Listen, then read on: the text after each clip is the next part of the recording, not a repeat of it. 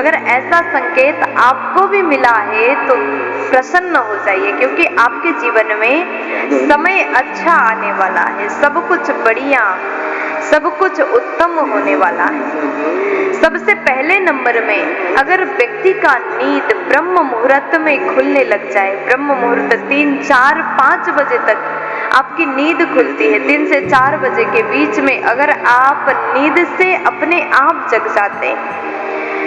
देखो, एक वो होता है कि स्वयं नींद से जग जाना, अपने आप नींद खुल जाना, और दूसरा तरीका आप अलार्म लगाते हैं, किसी को बोलते हैं हमको जगा देना, ये हुआ अलग तरीका।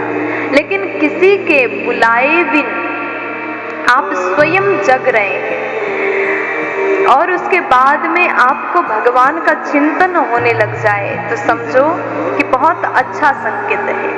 अपने आप उठ करके भगवान के याद में अगर आप डूबते हैं तो आपके जीवन में अच्छा समय आने वाला है, जीवन परिवर्तन होने वाला है।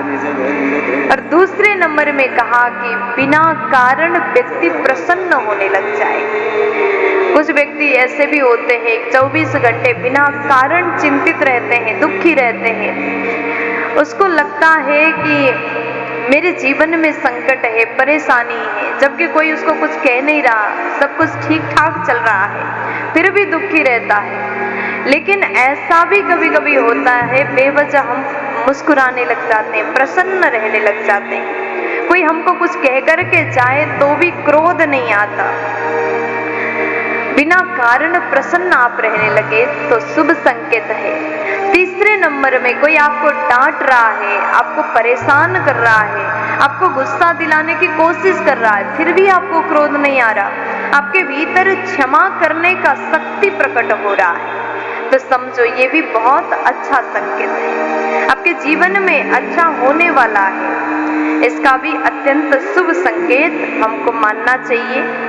फिर उसके बाद में कहा गया है कि बार बार व्यक्ति के घर में, बार बार आपके घर में गौ माता आ जाती है। गौ माता आकर के रोटी जो आप प्रदान कर रहे हैं, जो आप गौ माता को खिला रहे हैं, प्रेम से खाती हैं, तो आपके घर में, आपके जीवन में समय अच्छा आने वाला है। 3 कारण हमने बताया।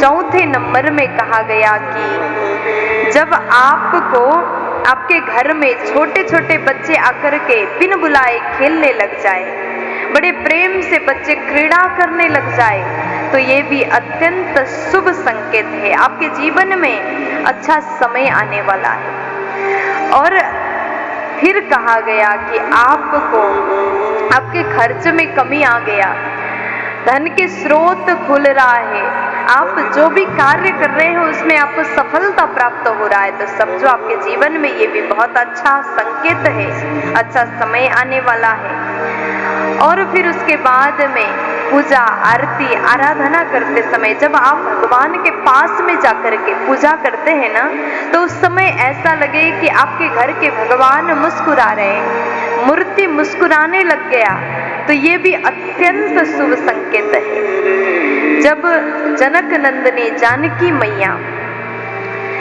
गौरी पूजन के लिए गई थी, भगवान राम के साथ में माँ का विवाह होने वाला था, तो उससे पहले जब गिरिजा पूजन के लिए माँ सीता जी गई, तो ऐसा संकेत गौरी मैया ने माँ सीता को दिया, मूर्ति मुस्कुराने लगी, तो माँ जानकी अति प्रसन्न हो गई थी। यानी घर के मंदिर में जो मूर्ति है, ऐसा लगना, ऐसा महसूस होना कि आपके पूजा घर में जो मूर्ति है भगवान मुस्कुरा रहे हैं, ये भी जीवन में अच्छा वक्त आने से पहले मिलने वाला शुभ संकेत है। अगर ऐसा आपको संकेत मिले तो प्रसन्न हो जाइएगा। फिर उसके बाद में कहा गया, आप अगर भगवान को माला अर्पण करते हैं तो मूर्ति से माला गिर जाता है, आप चरणों में बैठे, आपके ऊपर माला गिरा, ये भी अत्यंत शुभ संकेत, आपके जीवन में अच्छा वक्त आने वाला है। बार बार आपके घर में अतिथि आते हैं, आपको अतिथि सेवा का मौका बार बार मिल रहा है, ये भी अत्यंत शुभ संकेत है।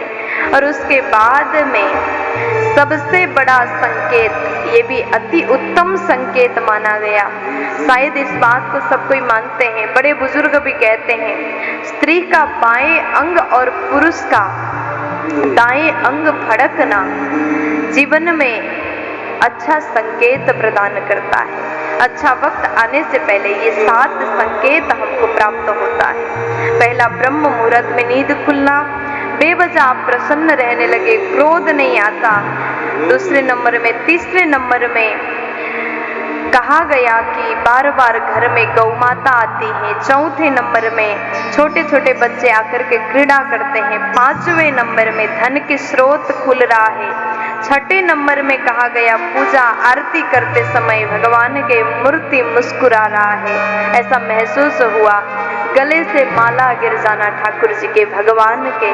और 7वें नंबर में स्त्री का बायां अंग और पुरुष का दायां अंग फड़कना अति सुंदर संकेत माना गया।